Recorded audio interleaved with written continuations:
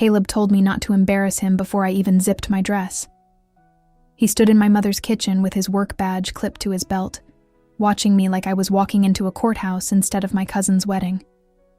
On the counter were bobby pins, cold coffee, and the silver heels I had borrowed. That was how people saw me then. Careful. Simple. A woman who checked clearance racks, drove an old Civic with a cracked taillight, and still lived with her mother at 26. My name is Brianna, and for almost 10 months, I loved Caleb so hard that I confused control with protection. He worked at the Grand Ashton, the downtown hotel with the glass lobby, rooftop restaurant, and rooms that cost $490 a night. He was proud of that job, proud enough to mention wealthy guests and corporate clients, as if proximity to money made him safer than everyone else. I never told him that the same hotel was connected to the estate my late father had left behind lawyers, trustees, and documents I was not ready to touch. At the time, that secret did not feel like power. It felt like grief with numbers attached to it. Caleb saw a woman who clipped coupons, worked extra bakery shifts, and wore the same gold necklace because it was the last thing her father had given her. He thought I needed saving. Sometimes when he was gentle, I almost believed he wanted to save me. He said there would be men at the wedding. Open bars made people stupid, and he did not like the idea of me walking around dressed like that without him there. He tried to laugh, but his jaw was tight. I told him it was a family wedding, and my mother would be there. He said that was not the point. Then he looked me up and down and said, almost under his breath, that girls who grew up without much attention sometimes got carried away when people started noticing them. I should have stopped right there. Instead, I asked him if he wanted me to change. His face softened just enough to make me feel foolish. He touched my neck, told me I was beautiful, kissed my forehead, and said he just knew how men were. At the hotel, he said, he had seen women act innocent and then pretend they did not know what they were doing. That sentence stayed with me, but I swallowed it because I had trained myself to swallow small things before they became big fights. Caleb was not cruel all the time. That made it harder. 2 months earlier, when a storm knocked out power, he showed up with takeout, candles, and a cheap flashlight. He fixed my mother's porch railing and said he wanted a future where I never worried about bills again. I believed him because I wanted that future more than I feared the signs. Alyssa's wedding was at a white chapel outside Lancaster, Pennsylvania, and the reception was at a renovated brick event hall called the Mill House, with iron chandeliers, exposed beams, and windows so tall the light looked expensive. I sent Caleb photos from the church. One of my dress, one of my mother smiling beside me, one of the flowers on the pews. He replied to the first two with little heart emojis, then asked who was sitting next to me. Nobody, I typed back. Mom is on my other side. He did not answer for 9 minutes. Then he wrote, "Stay near her." I stared at those 3 words while the organ started. I told myself he was tired from his hotel shift and worried because he loved me. That was the explanation I kept choosing, because the other one made my stomach tighten. During the vows, Alyssa cried so hard, her groom wiped her cheek with his thumb. I watched their families clap and felt my mother squeeze my hand. For a few minutes, I imagined Caleb at the end of an aisle, not tense, not suspicious, not scanning the room for imaginary threats. Then my phone buzzed in my clutch. Don't drink too much. I had not even touched champagne. The reception started beautifully. Music, candles, plates of short ribs. Cousins I had not seen in years shouting my name from across the room. I was standing near the dessert table when a voice behind me said, "Brianna, look at you." I turned and saw Hunter. For a second, my mind could not place him as an adult. I remembered a 17-year-old boy outside my aunt's house, grinning like he had invented trouble. We had kissed maybe twice one summer when I was young enough to think that meant something. It never became a relationship. But Hunter did not look at me like a memory. He hugged me too long, then said I had grown up in all the right ways. I laughed because people were around us. He said he worked in real estate now and that his suit cost $200, which was a strange thing to mention before asking how my mother was. I gave short answers and kept looking for my cousins. Then he said, "I heard you're dating some guy who parks cars at the Grand Ashton." Caleb did not park cars. He was a night operations supervisor, which he reminded people of often. But the way Hunter said it made me uncomfortable, like he wanted to turn my boyfriend into a joke before I had even mentioned him. I told him Caleb worked there and that I was proud of him.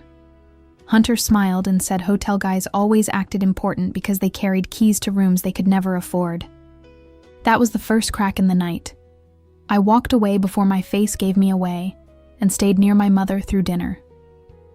Hunter kept appearing at the edge of things, near the bar, near the hallway, across the dance floor, raising his glass like we had a private joke. At 9:47, Caleb texted again. "Send me the address." I had already sent it, but I sent it again. Then I added, "Everything is fine. I'll see you after your shift." He replied, "It better be." No one around me knew that 5 words had made my chest feel smaller.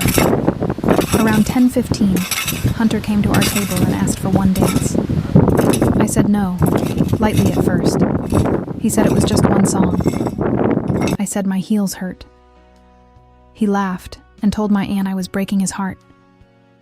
People heard. People looked. Suddenly refusing felt bigger than dancing, so I stood because I did not want to make a scene at Alyssa's wedding. Hunter put his hand at my waist before we even reached the center of the floor. I moved it higher, onto my back, and told him to behave. He smiled like I was flirting. The song was slow enough to make me regret every polite decision I had ever made. He started talking about that summer when we were teenagers. I told him we were kids. He said kids know the truth better than adults. Then he pulled me closer, and I stepped on his shoe on purpose. He laughed, but his fingers tightened. The second the song ended, I said I needed the restroom, and walked away before he could answer. My pulse was already too loud. I went past the bathroom, through a side door, and out onto a narrow patio, where the night air smelled like wet grass and cigarette smoke from somewhere around the corner. I checked my phone. Caleb had read the address. He was supposed to get off at 11, which meant I had half an hour to breathe, fix my face, and act like nothing had happened. Then the door opened behind me. Hunter stepped outside with 2 drinks in his hands and said he had been looking for me. I told him I did not want a drink. He set both glasses on a stone ledge anyway and said I looked nervous. I said I was waiting for my boyfriend. He smiled at that word like it was a challenge. He moved closer and said he had made good money flipping houses, that his last commission was $38,000, that he could take a woman anywhere she wanted if she was with the right man. I told him I was with the right man already. Even as I said it, my phone lit up. "Where are you?" I typed, "Outside getting air." "Alone?" Before I could respond, Hunter said my name in a lower voice. I told him clearly that he needed to go back inside. He did not move. He said if we had been older back then, maybe he would be the one picking me up tonight. I told him he was being disrespectful. He said, "Come on, Brianna. Don't act like you don't feel it." That was when I felt the night change. I stepped around him, but he caught my wrist. Not hard enough to bruise, just hard enough to tell me he believed he could. I told him to let go. He apologized with his mouth, but not with his hand. Then he leaned in. I turned my face, but not fast enough. His mouth hit the side of mine. 1 second, maybe less, but it felt longer because his arm pinned my elbow against my body. I shoved him with both hands. The glass behind him shattered on the patio stone. I told him he was out of his mind. I told him never to touch me again. My voice shook so badly that it made me angrier. Hunter looked offended, like I had embarrassed him. He wiped his mouth with his thumb and said he thought I wanted it. I said only a man who never listened could think that. Then his face hardened in a way that made me understand something ugly. He was not sorry. He was calculating. I went back inside because the patio suddenly felt too isolated. My mother saw my face and asked what happened. I said my heel slipped outside. It was a stupid lie, but it came out before I could stop it. I did not want to ruin Alyssa's wedding, frighten my mother, or give Caleb a reason to storm in. I know how that sounds now. I know silence can look like guilt when someone else gets to speak first. But at that moment, I was trying to contain damage I had not caused. At 10:56, Caleb texted that he was outside. I said goodbye to Alyssa, hugged my aunt, and walked to the parking lot with my mother. Caleb's car was idling by the curb. He did not get out. He just watched me walk toward him. My mother said goodnight and went back inside because she was riding home with my aunt. I opened Caleb's passenger door, and before I even sat down, he asked why my lipstick was smudged. My whole body went cold. I pulled down the visor mirror. The corner of my mouth was faintly blurred.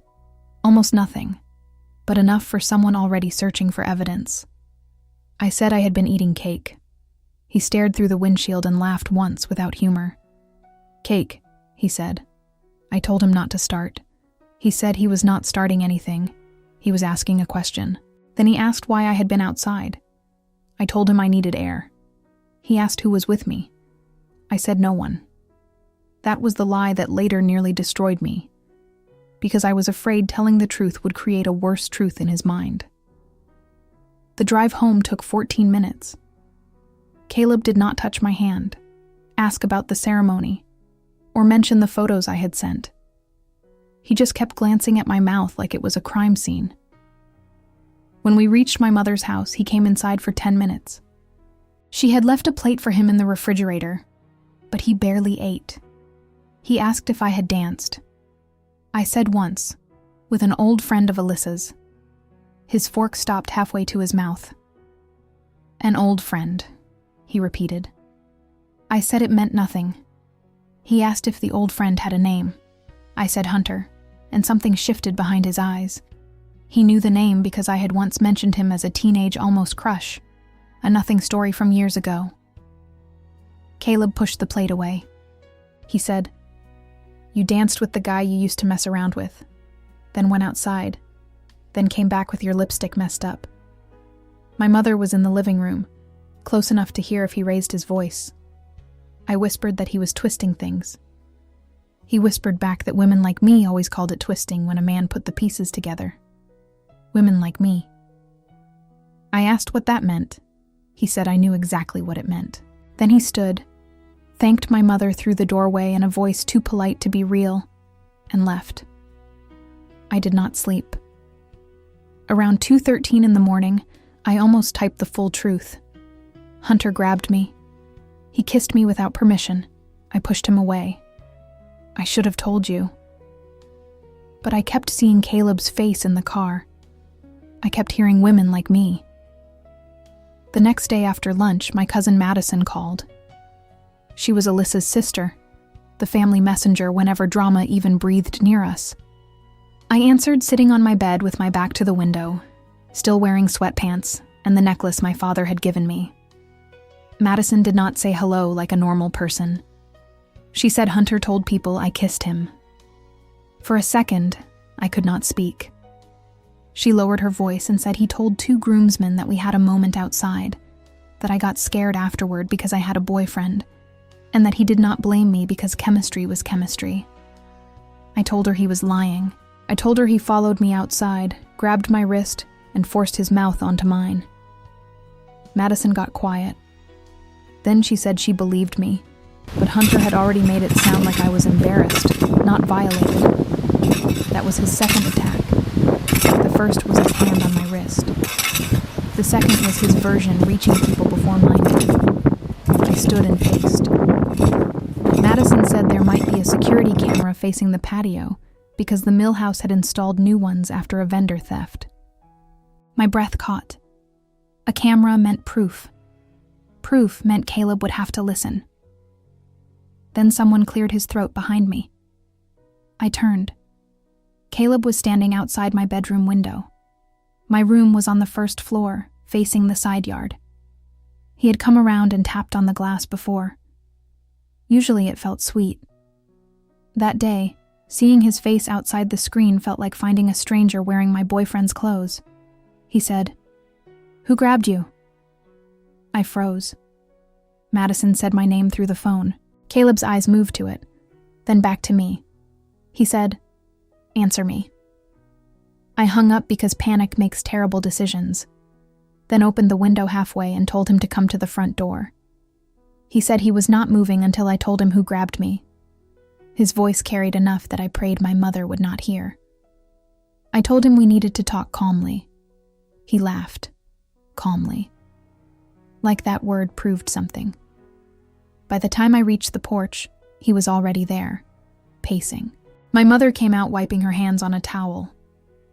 Caleb pointed at me before I could explain and said her daughter had been caught lying about a man at the wedding. My mother's face changed so fast it hurt. I said that was not true. I said Hunter had followed me outside and kissed me without my consent. Caleb's mouth twisted. He asked why I had not told him last night. I said because I knew he would react like this. That was honest, but it sounded like an admission. He stepped closer, voice rising. He said if a man felt comfortable grabbing me, maybe I had made him comfortable. He said women who wanted attention always acted shocked when attention came with consequences. My mother told him to lower his voice, and he said maybe she should have taught me not to dance with old boyfriends at weddings. I saw my mother flinch. That did something to me. I could take his suspicion for a while. I had been taking pieces of his jealousy for months and calling them love. But watching him humiliate my mother on her own porch opened a place in me that did not close again. I told him to leave. He said he would leave when he was done. Then he said the sentence I would hear again in my head for days. No decent woman gets kissed by accident. My mother gasped. I felt all the blood leave my face. That sentence was not anger. It was judgment. It was him taking the worst thing that happened to me and turning it into evidence against me. I told him he was not allowed to speak to me like that. He said I did not get to act rich in dignity while living under my mother's roof and waiting for him to build a real life. He said he defended me when his co-workers joked that he was dating a charity case. Charity case.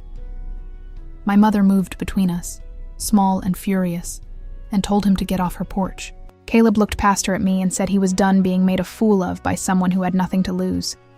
Then he left. I stood there shaking while his car disappeared. My mother tried to touch my arm, but I stepped away because if she hugged me, I would fall apart before I could think. I locked myself in my room and called the mill house. The manager said footage could only be released to police, insurance, or legal counsel. She sounded sympathetic until I said Hunter's name. Then her tone tightened. She said his cousin was one of their preferred vendors, and that accusations could damage people if they were misunderstood. There it was again. Misunderstood. I asked if the camera covered the patio. She said she could not discuss that. Then she said, very carefully, that if I wanted to make a formal complaint, I should know the venue had a $2.4 million liability policy and took false claims seriously. False claims. Within 24 hours, Hunter had touched me without consent, lied about it, fed that lie into my family circle, and now the venue was warning me like I was the danger. Caleb had believed the lie, sharpened it into a weapon, and used it in front of my mother. The story was moving without me. That night, I opened the fireproof box under my bed for the first time in almost a year. Inside were my father's death certificate, old letters, his watch, and a folder from the estate attorney named Ruth. I had avoided that folder because every page made my father's absence feel official. But Caleb's words had followed me into that room. Someone who had nothing to lose. I pulled out the documents and read until the numbers stopped blurring. My father had owned 51% of a private hospitality holding company, The assets included partial control of the Grand Ashton, valued at $18.6 million, and full ownership of the Millhouse property, valued at $2.4 million, leased to its operating company for $18,500 a month. The trust had been waiting for my signature since my 26th birthday. I had not signed because grief made me passive, and because I was afraid that once people knew, every relationship in my life would start asking what my name was worth. At 8:31 the next morning, Caleb sent one message. "Come to the hotel at 6. Bring my jacket. We need to talk like adults." He had left that jacket at my mother's house 2 weeks earlier. A normal part of me wanted to ignore him. A wounded part wanted to show up with the truth and enough calm to make him ashamed. So I called Ruth first. I asked one question. If I signed the trust documents, how fast could I request footage from the Millhouse and records from the Grand Ashton? Ruth paused, then asked what happened. I told her enough. By 3:40 that afternoon, I was sitting in Ruth's office with my father's watch on the table. She explained that signing did not mean I had to announce anything publicly. It meant I would stop hiding from paperwork and become the controlling trustee with authority. If there was surveillance footage, I had more power than I realized. I signed my name 14 times. At 6, I walked into the Grand Ashton carrying Caleb's jacket. The lobby smelled like lilies and expensive soap. Guests crossed the marble floor, and the chandelier threw clean light over everything. I had been there before as Caleb's girlfriend, always feeling like the hotel was his world, and I was visiting from a smaller one. That evening, the front desk clerk looked at my simple flats, my old purse, the jacket in my hand, and asked if I was there for housekeeping interviews. I said I was there for Caleb. Her expression flickered. She picked up the phone and told me to wait near the seating area. 5 minutes later, Caleb came out in his navy suit, name badge shining, face cold with the confidence of a man standing on territory he believed belonged to him. He did not ask how I was. He looked at the jacket and said at least I could still return something that did not belong to me. I kept my voice low. I told him Hunter lied, there might be footage, and I was going to get proof. Caleb's eyes moved over my shoulder. 2 coworkers were watching from behind the desk. That was when he changed his tone. He said, "Brianna, don't make a scene in my workplace because you regret what you did." A man in a gray suit glanced over from the elevator. Caleb saw the audience growing, and instead of stopping, he stepped into it. He said I had a habit of making people feel sorry for me. First it was money, then my father, then my mother, and now it was a wedding kiss I wanted to turn into a crime. He said he had been kind, maybe too kind, but would not let me drag his name through trash. I whispered his name once. He smiled without warmth and said, "People like you don't belong in rooms like this unless someone lets you in." The lobby went quiet. Then I saw Ruth walk in through the revolving door, carrying a leather folder. Beside her was a man I recognized from the documents I had signed 3 hours earlier, the regional director whose annual compensation was listed at $310,000 in the trust packet. He looked past Caleb, came straight to me, and said the security request had been approved. Caleb's smile faded. Ruth placed the folder in my hands and told me the Millhouse footage had been preserved before anyone could delete it. I looked at Caleb under the chandelier, in the hotel he used to make me feel small, and for the first time since the wedding, I did not feel trapped by his version of me. He still did not know what I had signed. He still did not know who owned the ground beneath his polished shoes. Caleb looked at Ruth like she was a stranger who had wandered into his lobby by mistake. For one thin second, he still believed the room belonged to him. He straightened his badge, lowered his voice, and said this was a private matter. Ruth opened the leather folder, removed one page, and asked the regional director to confirm my identity. The man turned to Caleb and said, "This is Ms. Brianna Hayes, controlling trustee of Hayes Hospitality Holdings." I watched those words reach Caleb before he understood them. Caleb gave a short laugh and said, "There had to be some mistake." Ruth said there was not. The director added that Hayes Hospitality Holdings owned 51% of Grand Ashton Management, including the building interest, the operating contract, and executive review authority over senior staff. He said it calmly, almost gently, and that made it worse. There was no drama in his voice, just paperwork. Caleb's face changed color. He looked at me with the same mouth that had called me a charity case, but now he could not decide what expression belonged there. Anger looked dangerous. Disbelief looked stupid. Apology came too late. I said, "People like me don't belong in rooms like this unless someone lets us in, right?" No one moved. Ruth said the hotel's internal review would begin immediately. Caleb asked what review. The director looked at his tablet and said there were concerns involving conduct toward a controlling trustee, verbal harassment in a public lobby, and potential conflict with vendor access related to the Millhouse incident. Caleb said, "Vendor access?" That was when Ruth turned the next page. She said Hunter's real estate company had submitted a $780,000 renovation bid through a vendor channel connected to Caleb's department. Caleb had signed a hospitality referral letter 3 weeks earlier, giving Hunter's company preferred access to properties controlled by my father's trust. I felt the floor tilt. Caleb looked at me too quickly, and that quick look told me he had known more than he wanted to admit. Ruth asked when he first learned Hunter was at the wedding. Caleb said he had no idea what she meant. The director asked for his badge. Caleb refused at first, then laughed like all of this was ridiculous, but the laugh was thin. He unclipped the badge with fingers that were not steady. That little piece of plastic hit the director's palm, and the night stopped being about one kiss. It became about who had been using me while believing I had no power to open the locked doors. Ruth said we needed to leave before the lobby became a spectacle. Caleb stepped toward me and said, "Brianna, don't walk away. I didn't know about any of that. I swear to God, I didn't." His voice cracked on the word, swear. I remembered no decent woman gets kissed by accident. I handed him his jacket.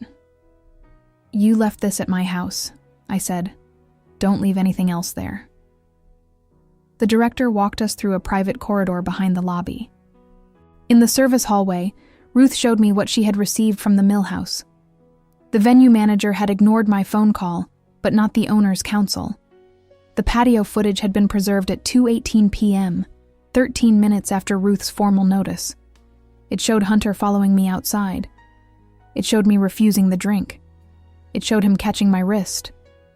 It showed him forcing himself toward my face, and me shoving him so hard that the glass shattered.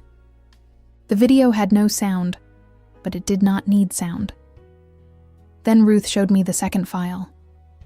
A camera from the vendor entrance, time-stamped 2 days before the wedding, showed Caleb entering a side office at the Millhouse during one of his lunch breaks from the hotel. The next clip showed Hunter walking into that same office 14 minutes later. I watched them leave together. My stomach turned in a way that felt physical, like betrayal had weight. Ruth said we did not know what that meeting meant yet. She was right. We did not.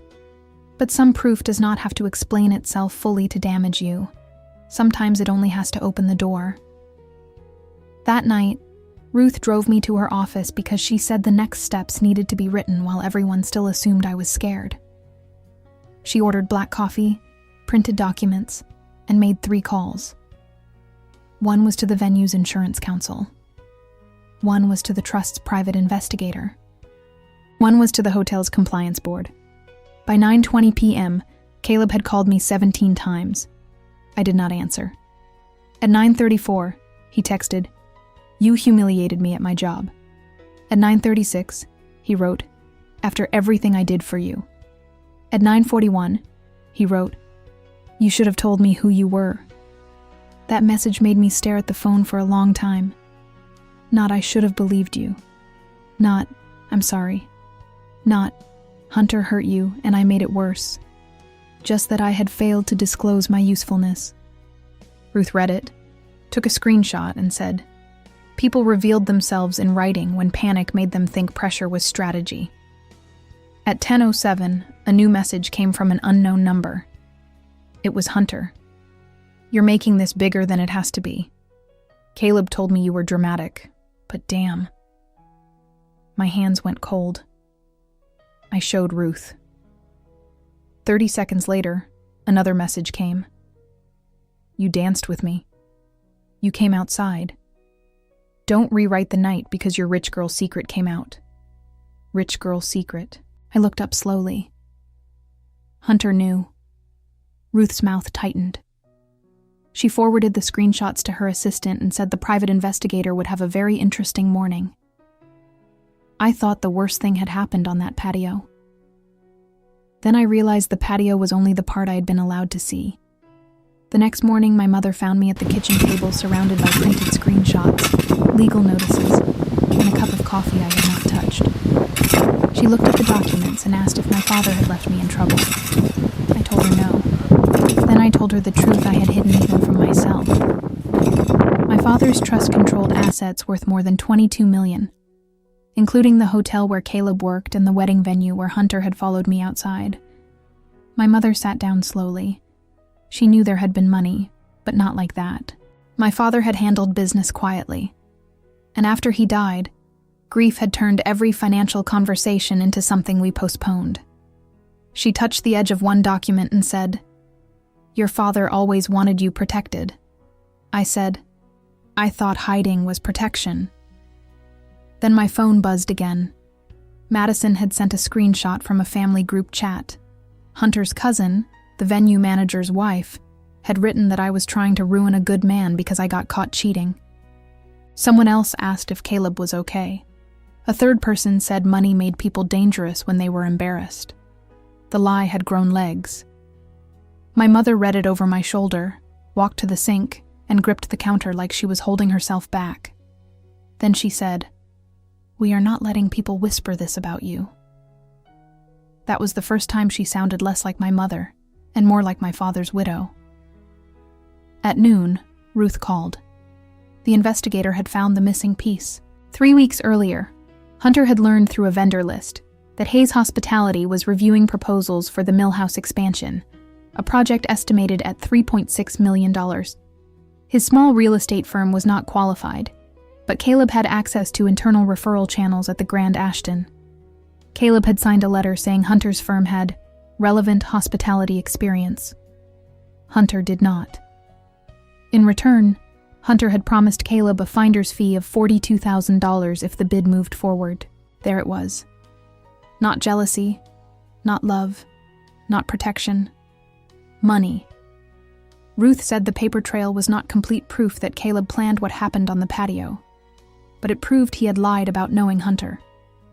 It proved he had a financial relationship with the man he later accused me of encouraging. It proved the men who had tried to shame me were connected before I ever stepped outside. I asked Ruth why Caleb would explode at me if he knew Hunter. She said, "Because if you were discredited, your complaint became weaker." That sentence did not hurt like a knife. It hurt like a locked room opening. By late afternoon, the hotel placed Caleb on administrative leave pending investigation. His annual salary was $72,000, and he had been expecting a promotion to guest services director worth $96,000 a year. That promotion was frozen before dinner. He found out before I did. At 5:12, he showed up at my mother's house. This time, he did not come to the window. He came to the front door with grocery store flowers and a face arranged into regret. My mother opened the door but did not remove the chain. Caleb asked to see me. She said no. He said he loved me. She said love did not call a woman dirty on her own porch. I stood at the hallway corner listening. Then he said, "Mrs. Hayes, I made a mistake, but Brianna hid millions from me." My mother opened the door only as far as the chain allowed. Her voice was calm enough to frighten me. "She hid nothing from you," she said. "You were never entitled to it." Caleb saw me behind her and leaned to catch my eyes. He said Hunter had manipulated everything, that he only wrote the referral letter because he wanted to get ahead. He said he did not know Hunter would approach me at the wedding. I asked him through the gap in the door why Hunter had my number. Caleb stopped breathing for half a second. I repeated it. Why did Hunter have my number? Caleb said, maybe he got it from family. I said Hunter had texted me from a number not in any family chat, and the investigator had already requested call records through counsel. It was partly a bluff, but Caleb believed me. His face folded. He said he gave Hunter my number before the wedding because Hunter asked whether I was really coming. He said it was harmless. He said Hunter wanted to apologize for being immature years ago. He said he never imagined the man would touch me. My mother whispered, "You gave that man access to my daughter." Caleb started crying then. Not loudly, not dramatically, just enough tears to look human. He said he had been under pressure. He needed money.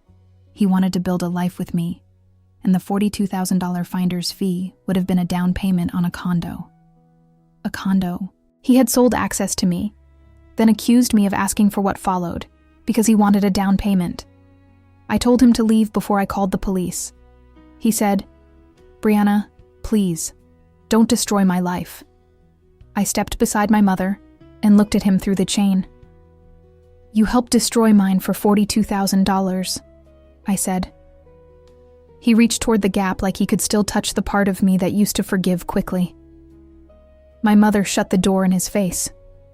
The next day, Ruth arranged a formal meeting at the Mill House, in the same event hall where the wedding reception had happened. Counsel, insurance, venue management, my mother, Madison, Alyssa, and 2 board representatives from Hayes Hospitality would be there. I did not want to go back. Ruth said I did not have to. Then she said if I chose to go, the room would not belong to the people who lied anymore. I wore a navy dress, low heels, and my father's watch. My mother wore the same pearl earrings she had worn to Alyssa's wedding, as if she had decided to return every detail to the place it had been damaged. Hunter arrived 10 minutes late in a gray suit too tight across the shoulders. His attorney was with him. The venue manager, Melissa, sat 2 chairs away and kept tapping her pen. Caleb was not invited, but his signed referral letter sat in the center of the table like a loaded weapon. Ruth began with the footage. She did not play it quietly on a laptop. She had it projected onto the blank wall where Alyssa's wedding slideshow had played 3 nights earlier. There I was on the patio, small and silent in the security angle. There was Hunter entering after me. There was my hand refusing the glass. There was his body stepping into my space. There was my wrist in his hand. There was the forced kiss. There was the shove. There was the shattering glass. No one spoke after the clip ended. Hunter's attorney asked to watch it again. Ruth played it again. The second time, I watched Hunter instead of myself. He did not look ashamed. He looked cornered. That was different. Madison started crying quietly. Alyssa covered her mouth. Melissa stared at the table, and I remembered how her phone call had changed when I said Hunter's name. Ruth moved to the texts. Hunter's words appeared on the wall. "You're making this bigger than it has to be. Don't rewrite the night, because your rich girl secret came out." Then came the referral letter. Then the $780,000 renovation bid. Then the projected $3.6 million expansion. Then the email thread, where Melissa had recommended Hunter's company for early review, despite missing insurance documentation, financial statements, and 2 required commercial references. Melissa whispered that she had not known about the patio. Ruth said maybe not, but she had known about the bid. She had warned me about false claims while failing to disclose that her office was helping Hunter pursue a contract connected to my trust. The board representative said, the Millhouse lease included a morals and compliance clause. Violations could trigger immediate termination, or a $185,000 penalty, depending on the final review. Melissa's pen stopped tapping. That was the moment the room shifted. Before, they had been worried about reputation. Now they were worried about money. Hunter finally spoke. He said he misunderstood the moment. He said I had danced with him. He said the patio was confusing. He said the footage looked worse without context. I looked at him and said, "The context is that I said no." He said he did not hear that on the video. Ruth leaned forward and said, "The lack of audio is not your shield. Her body is clear." Hunter looked at the attorney beside him. The attorney did not rescue him. Melissa said she was sorry if I felt unsupported. Ruth stopped her immediately and said the phrase, "if you felt," would not appear in any settlement conversation. Melissa swallowed and started again. She apologized for dismissing my complaint, for failing to preserve neutrality, and for allowing vendor interests to affect her response. It was stiff, legal, and ugly, but it was the first time someone in that building had said the problem was not me. Ruth presented the proposed resolution. Hunter's bid would be permanently disqualified. His company would be barred from all Hayes hospitality properties for 5 years. The venue would issue a written correction to the family members who had received false information. Melissa would be suspended pending lease compliance review. The venue's operating company would pay $95,000 toward a victim support and staff training fund, plus my legal fees, which had already reached $18,700. Hunter laughed once and said that was insane. The board representative turned to him and said, "Your alternative is litigation." Hunter stopped laughing. I thought that would be the strongest moment. Then the side door opened. Caleb stepped in. No one had invited him. His suit was wrinkled, his hair was wrong, and he looked like he had not slept. He said he had a right to be there because everyone was talking about him. Ruth told security to remove him. Caleb raised his voice before they could move. He said he had made mistakes, but I had lied first. He pointed at me in front of everyone and said none of this would have happened if I had been honest about being rich. Something inside me went quiet. Not peaceful, precise. I stood up. Caleb kept talking. He said I had let him look stupid, that I had tested him, that I wanted to see if he loved poor Brianna before revealing rich Brianna.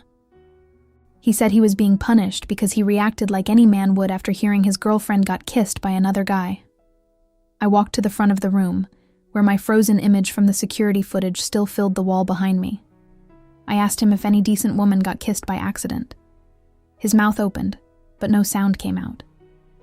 I said, "That is what you told me on my mother's porch." My mother lowered her head.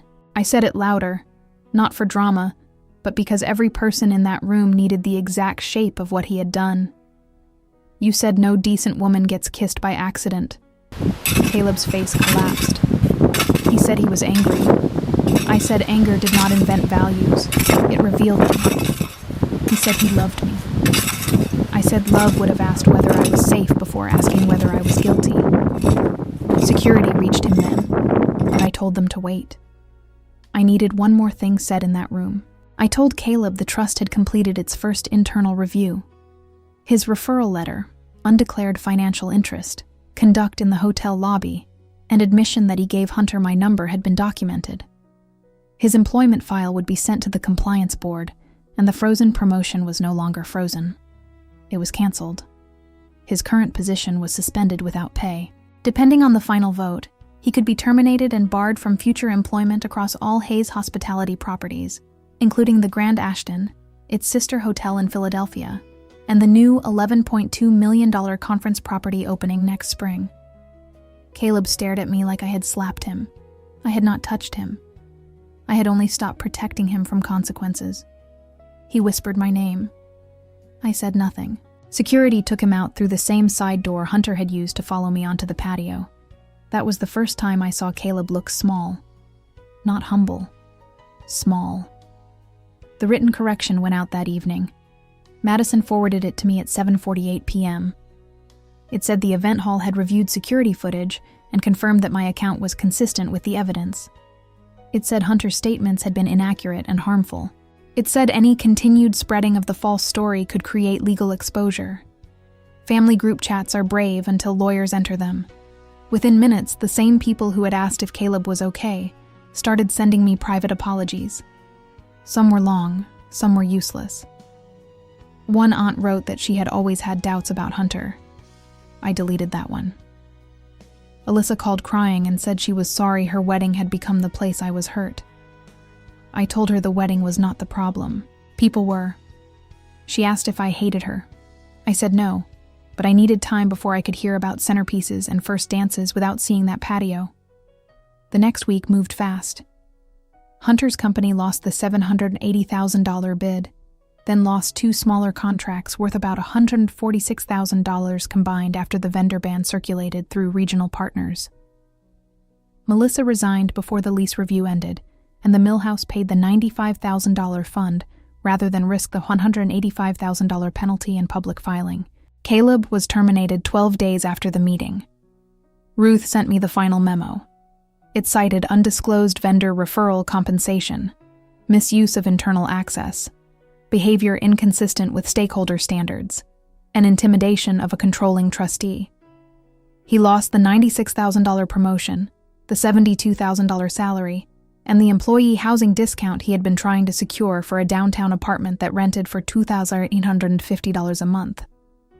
Numbers can look cold on paper, but those numbers were the shape of what he had valued more than my dignity. He came to my house one last time after the termination. This time, my mother did not open the door. I stood behind the curtain and watched him leave an envelope on the porch. Inside was a handwritten apology.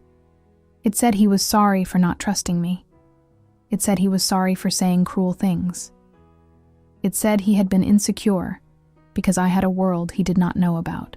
At the bottom, almost as an afterthought, he wrote that he was struggling financially and did not know how he would pay his $18,400 credit card balance without work. I folded the letter and put it back in the envelope. That was Caleb. Even his apology carried an invoice. 2 months later, I returned to the Grand Ashton for the first board meeting I attended as trustee. I almost wore something expensive just to prove a point, then chose a simple cream blouse, black slacks, and my father's watch. I did not need to dress like money. I needed to stop apologizing for having authority. The same lobby clerk who had asked if I was there for housekeeping interviews saw me walk in with Ruth and 3 board members. She went pale, then greeted me by name. I nodded. Not cruelly, just enough. That winter, the Millhouse hosted its first event after the management changes. Ruth asked if I wanted to avoid it. I said no. I went because avoidance had already cost me too much. It was a charity dinner for a women's legal aid organization. The same patio doors were open, but now the outside lights were brighter.